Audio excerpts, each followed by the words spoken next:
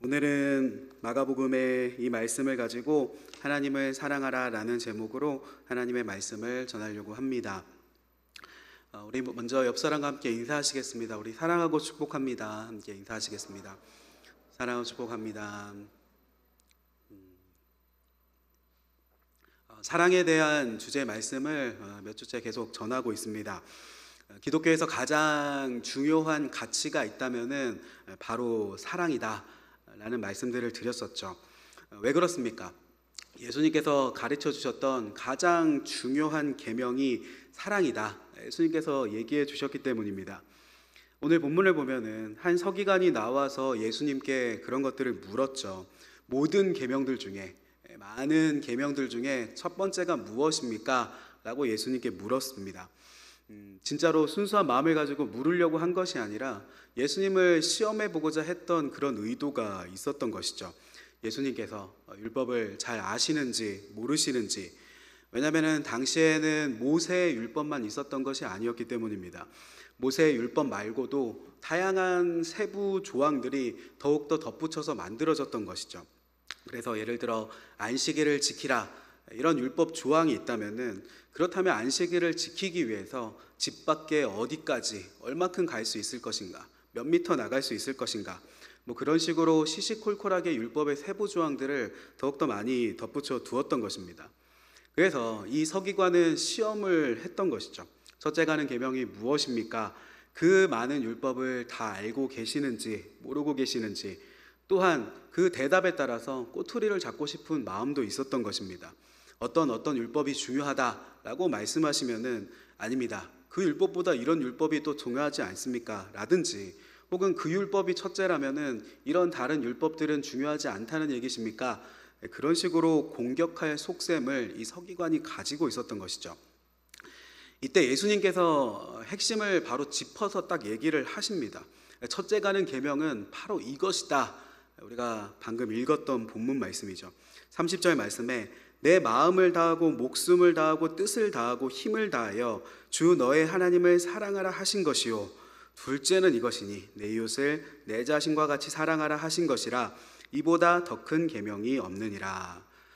첫째 가는 계명은 주 너의 하나님을 사랑하라, 둘째는 내 이웃을 사랑하라.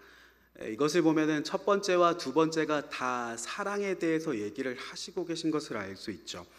이 말을 들은 질문했던 그 서기관도 공감하였습니다.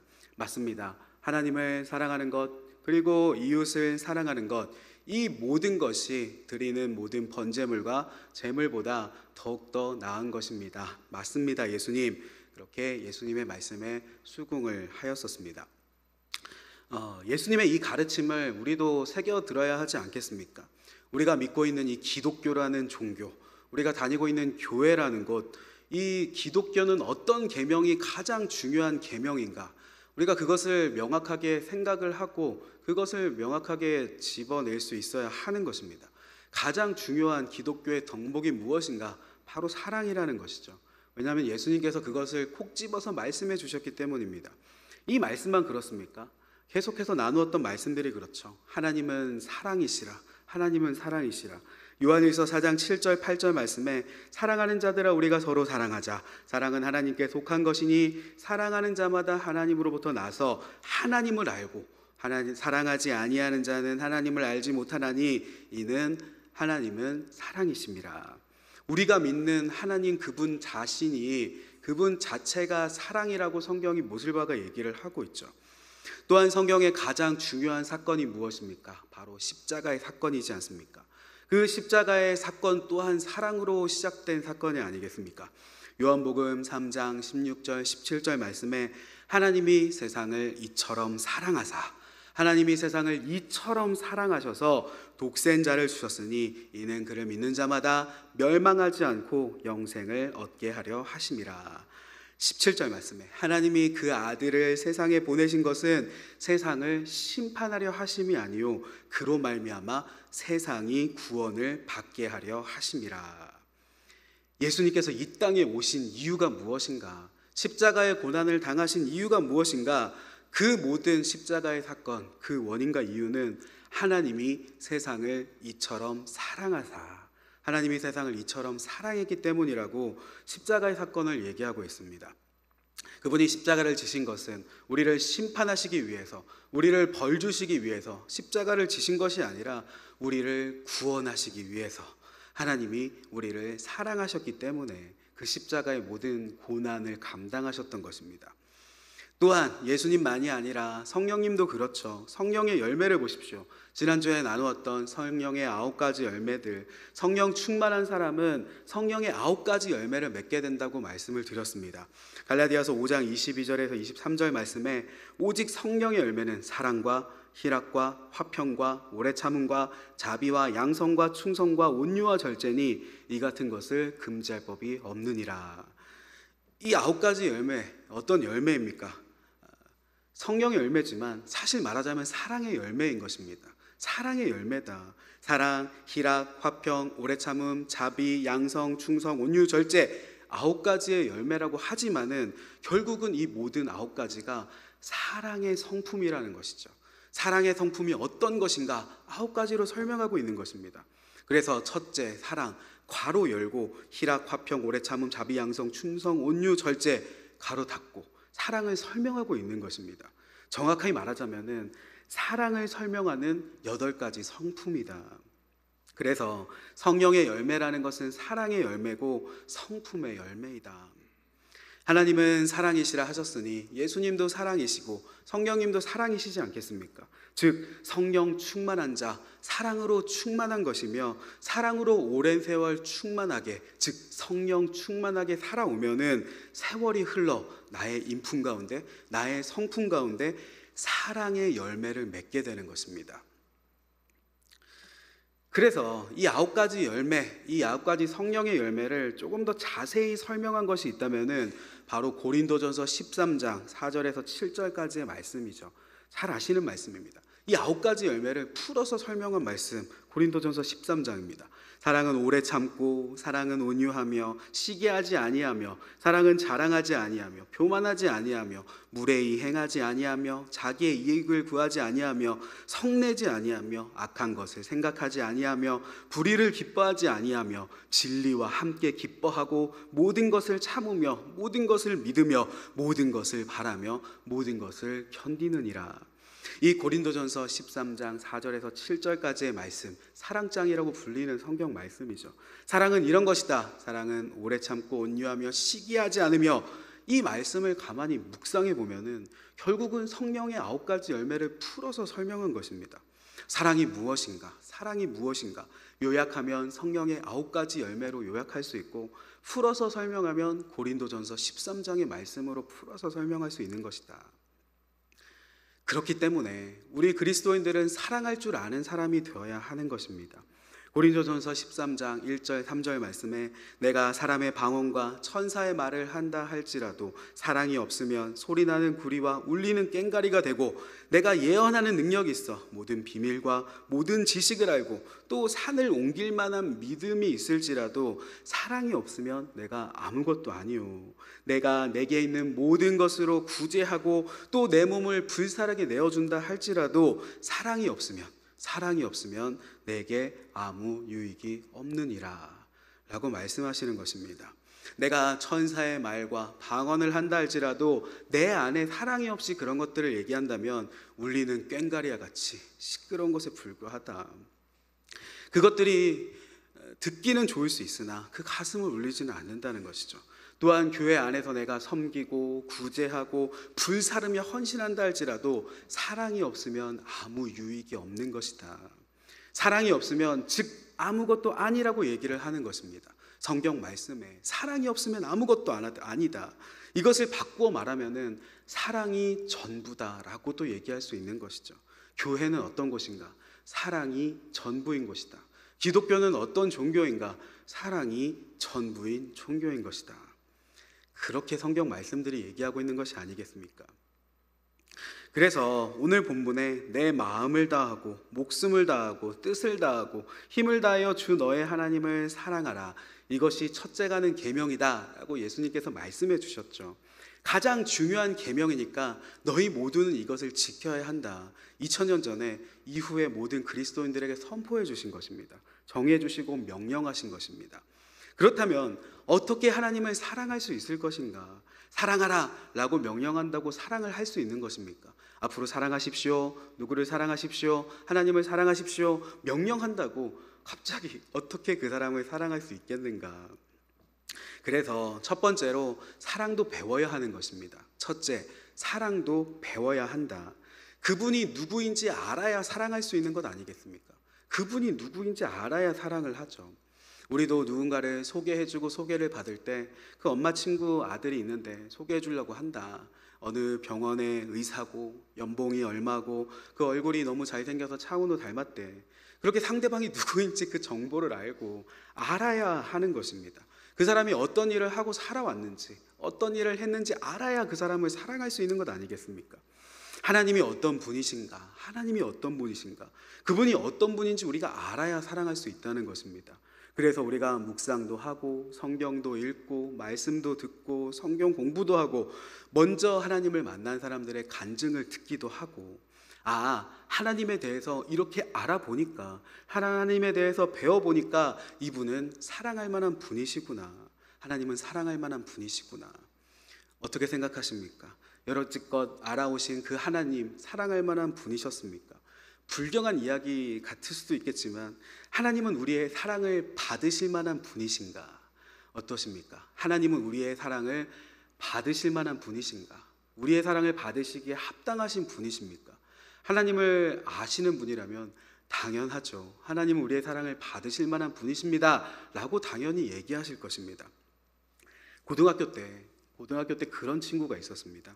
하나님이 우리의 아버지가 되신다, 그런 말씀들을 교회에서 같이 배운 것이죠. 그런데 하나님이 우리의 아버지가 되신다고 이 말을 그 친구가 듣는데 그 마음이 어려운 것입니다.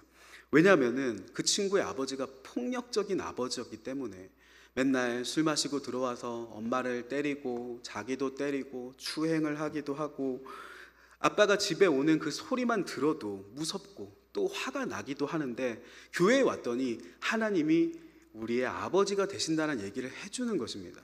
그런데 그 말을 들으니까 상처가 되는 것입니다. 하나님이 아버지가 되신다고? 우리 아버지 같은 그런 아버지는 필요 없는데, 우리 아버지 같은 하나님은 필요 없는데 라는 생각이 들었던 것이죠. 아버지는 좋은 아버지고 따뜻한 아버지고 든든한 아버지고 머릿속에 그러한 인식이 전혀 없고, 아버지는 무서운 아버지, 피하고 싶은 아버지, 절대 만나고 싶지 않은 아버지, 그런 아버지에 대한 생각을 가지고 있으니까 하나님 아버지라는 그 소리를 들을 때마다 그 마음이 덜컥덜컥 내려앉고 그 마음의 상처들을 쿡쿡 쑤시는 말들이 되었던 것입니다. 그래서 하나님을 알아야 하는 것이죠. 하나님 아버지, 그 아버지는 누구신가? 육신의 아버지와는 다를 수 있다. 우리가 그것을 배우고 알아야 한다는 것입니다. 요한복음 14장 8절 9절 말씀을 보면은 빌립이 이르되 주여 아버지를 우리에게 보여주옵소서, 그리하면 족하겠나이다. 예수께서 이르시되 빌립아, 내가 이렇게 오래 너희와 함께 있으되 내가 나를 알지 못하느냐? 나를 본 자는 아버지를 보았거늘 어찌하여 아버지를 보이라 하느냐?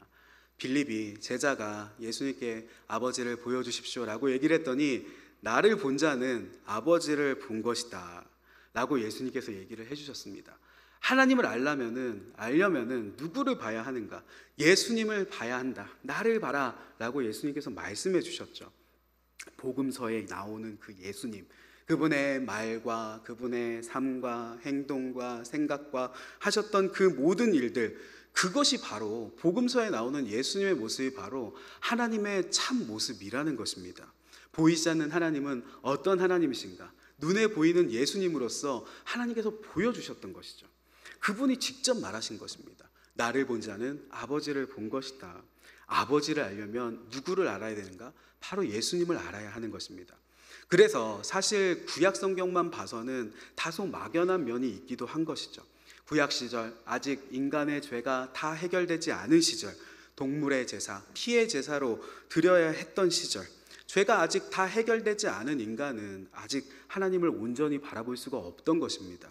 그래서 그분은 무서운 하나님이 아니신가?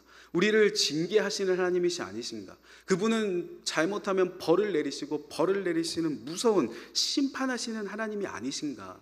구약의 사람들은 막연히 생각을 했습니다. 물론 구약 성경에도 사랑의 하나님, 회복의 하나님, 위로하시는 하나님이 나오시지만 그래도 기본적으로 두려운 하나님, 징계의 하나님, 그분을 만나면 그분의 얼굴을 보면 죽임을 당한다더라, 이런 무서운 하나님이 구약 성경에 더 많이 보이지 않습니까? 그런데 예수님이 오신 것입니다. 이제 신학시대가 되어 예수님이 오셨습니다. 그분이 하나님이라고 성경이 얘기를 하는 것이죠. 그분을 보니까 깨닫게 되는 것입니다. 하나님은 이런 분인 줄 알았는데 명확히 이 예수님을 보니까 하나님은 이런 분이셨구나. 징계의 하나님이신 줄만 알았는데 그런 분이 아니시구나. 하나님이 그 아들을 세상에 보내신 것은 세상을 심판하려 하심이 아니요 그로 말미암아 세상이 구원을 받게 하려 하심이라. 그분은 사랑의 하나님이셨구나. 용서의 하나님이셨구나. 그분은 위로의 하나님이셨구나. 약자의 하나님이셨구나. 차별받는 자들의 하나님이셨구나. 그분은 그렇게 도우시고 힘들다고 하는 사리를 모른 척 하시는 분이 아니시구나. 구하는 자의 그 소리를 모른 척 하시는 하나님이 아니셨구나. 하나님은 좋은 아버지시구나. 우리 아버지와는 달리, 세상의 아버지와는 달리. 제가 앞에도 말씀드린 그 친구도 그것을 배우고 알고 나서야 그 마음이 조금씩 풀리고 하나님을 조금씩 받아들일 수가 있었던 것입니다. 우리가 아는 하나님은 어떤 하나님이십니까? 하나님을 어떤 분이라고 알고 계십니까? 내가 좀 잘못하면 크게 혼내시고 오늘 죄짓고 살면 지옥에 확 던지시는 그런 하나님이라는 생각을 가지고 있으십니까? 그래서 이렇게 죄 많은 내 인생 천국에 갈지 안 갈지 잘 모르겠다 라고 생각을 하시는 분들이 혹시 있으십니까? 믿음을 가지시기를 바랍니다. 그분의 사랑을 신뢰하시기를 바랍니다. 용서하시는 하나님이고 회복시켜 주시는 하나님이고 우리가 구원받기를 원하시는 하나님이시다. 하나님의 온전한 모습, 구약 성경을 읽을 때도 공부할 때도 예수님이라는 그 안경을 통해서 봐야 하나님이 온전히 보인다는 것입니다. 그래서 하나님을 사랑하려면 첫째 하나님을 알아야 한다는 것입니다. 우리가 부르는 그 찬양과 같이 좋으신 하나님, 좋으신 하나님, 참 좋으신 나의 하나님. 이 절도 너무 좋지 않습니까? 우리의 기도를 응답해 주시는 참 좋으신 나의 하나님, 한없는 축복을 우리에게 주시는 참 좋으신 나의 하나님. 우리에게 무슨 축복만 주시는 하나님이신가 라고 생각을 할 수도 있겠지만은 그러나 하나님을 알고 보니까 이 모든 나의 삶이 은혜였구나, 이 모든 주신 나의 삶이 복이었구나, 한없는 복을 이렇게도 많이 주시는 분이셨구나. 하나님을 알게 되면 그분을 사랑할 수밖에 없다는 것입니다. 하나님을 사랑할 수밖에 없다는 것이죠. 어떻게 하나님을 사랑할 수 있는가? 둘째, 사랑을 직접 겪어봐야 합니다. 사랑은 직접 겪어봐야 한다. 이야기만 듣고 어떻게 사랑할 수 있겠습니까? 듣는 것만으로는 사실 부족하죠. 성경을 아무리 잘한다 할지라도 하나님을 모를 수 있습니다. 그것이 기초가 돼야 되고 아주 중요한 것이지만 내가 직접 하나님을 만나보는 것이 굉장히 중요하다는 것입니다.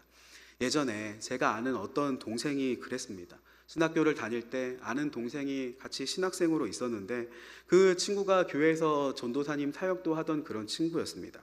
그 친구랑 맨날 얘기를 할 때 하나님이 어떤 하나님이시고 성경에 어떤 말씀이 어떻고 어떤 신학자가 무슨 얘기들을 했고, 그 친구가 성경을 그렇게 잘할 수가 없던 친구였습니다. 교회에서도 사역을 하고 있었고. 그런데 어느 날 와서 그 친구가 저한테 그런 얘기를 하는 것입니다. 그 얼굴이 그렇게 환한 얼굴로 내가 하나님을 만났다, 형 내가 드디어 하나님을 만났어 라고 이 친구가 어느 날 문득 저에게 얘기를 하는 것입니다. 내가 예수님을 영접했다고 얘기를 하는 것입니다.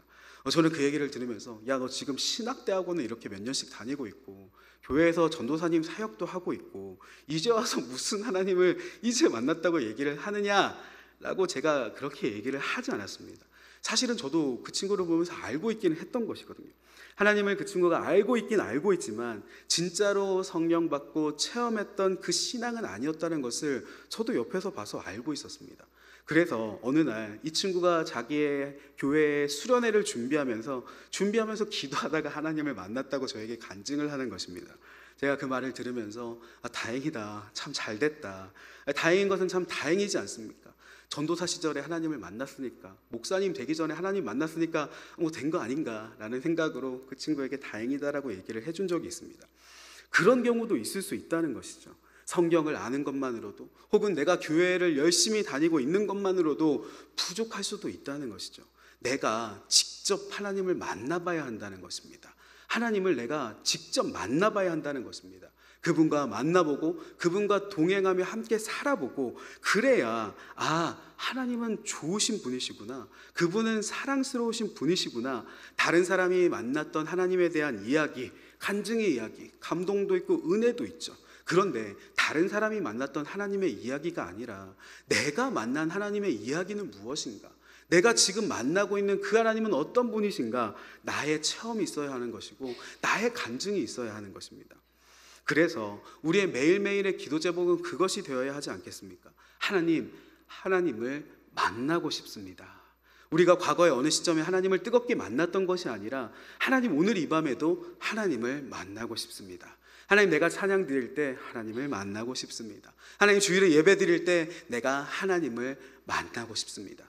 추상적인 개념으로 만나는 것이 아니라 인격적인 하나님을 직접 만나고 싶다라는 그 기도 제목을 우리가 매일같이 가지고 살아야 한다는 것입니다. 그래서 저도 그런 기도 제목을 어렸을 때부터 계속 기도해 왔습니다. 어떤 기도 제목이냐면은, 하나님을 만나는데 오랜 시간이 걸리지 않게 해주십시오 라는 기도 제목이었습니다. 하나님을 만나는데 오랜 시간이 걸리지 않고 빨리 하나님을 만날 수 있게 해주십시오 라고 기도를 했습니다.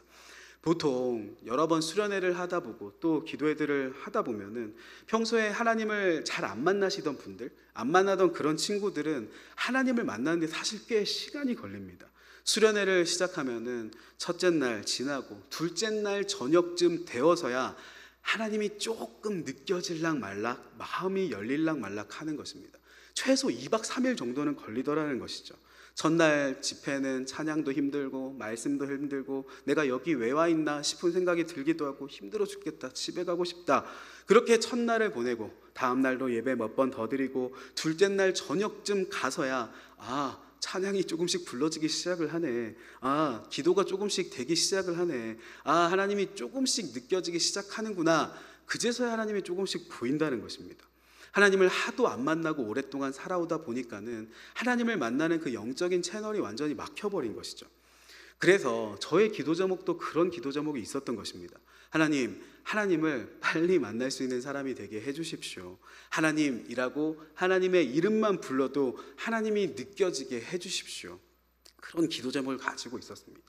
하나님, 찬양을 한 곡만 불러도 주님의 임재 가운데 깊이 들어가게 해주십시오. 모든 2박 3일의 수련회, 3박 4일의 집회를 거쳐야 하나님이 조금씩 보이고 하나님이 조금씩 느껴질락 말락하는 것이 아니라, 오늘 이 예배 가운데 한 곡의 찬양을 하나님 앞에 불리고 올려드려도 하나님이 느껴지는 사람이 되게 해주십시오.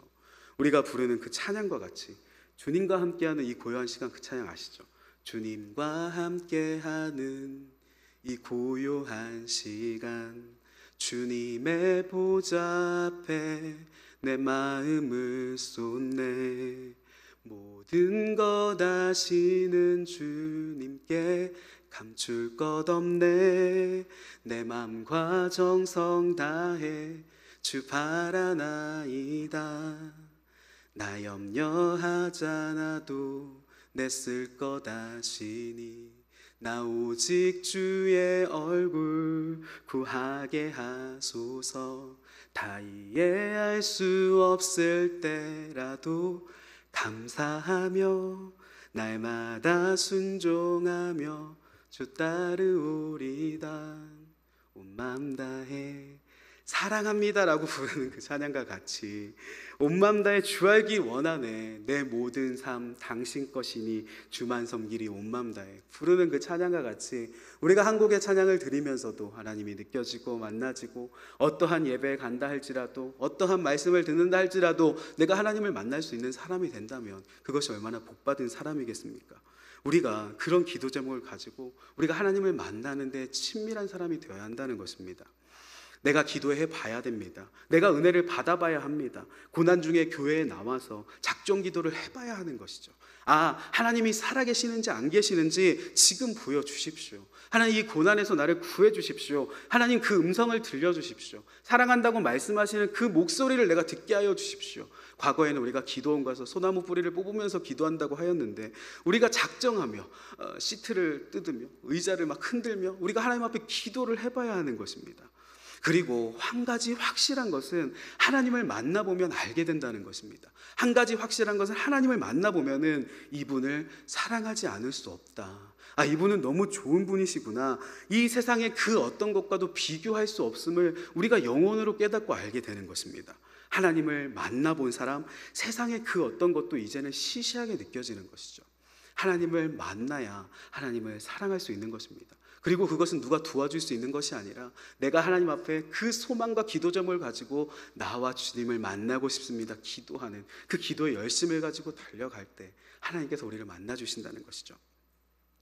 결론의 말씀을 드립니다. 주 너의 하나님을 사랑하라 라고 예수님께서 명령하셨습니다. 어떻게 하나님을 사랑할 수 있습니까? 첫째, 사랑도 배워야 합니다. 성경도 읽어보고 성경 공부도 해보고 하나님이 누구신 줄 알아야 하나님을 사랑할 수 있지 않겠습니까?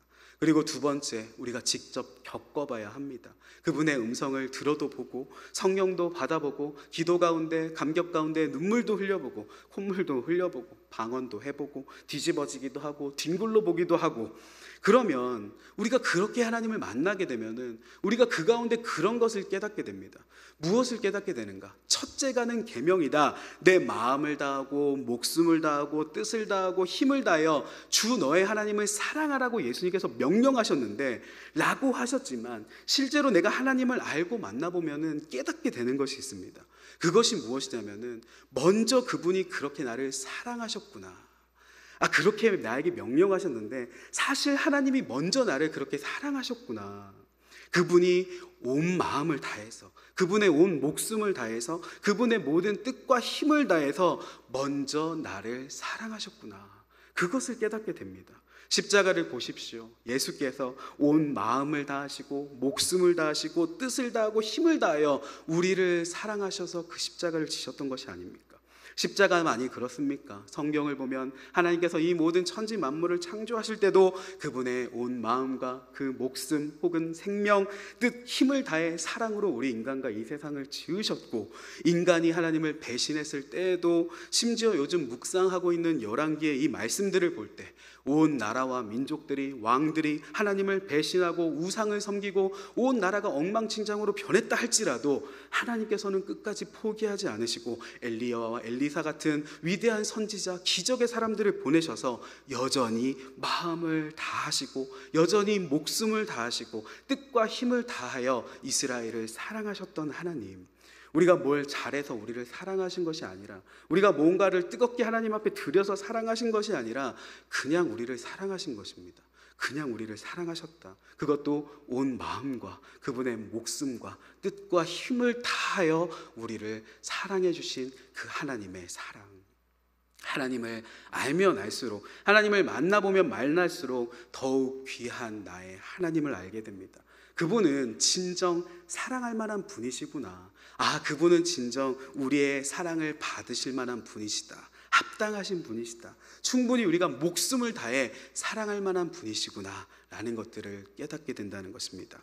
그런 하나님을 알고 직접 겪어보아 그렇게 날이 갈수록 하나님을 더욱더 사랑하시고, 날이 갈수록 하나님을 더욱더 기뻐하시고, 날이 갈수록 하나님을 더욱더 닮아가시는 하나님을 향한 사랑이 그 누구보다도 특별하신 그러한 오늘 이 수요 저녁의 성도님들이 되시기를 주님 이름으로 축복합니다. 우리 시간 찬송가 315장 함께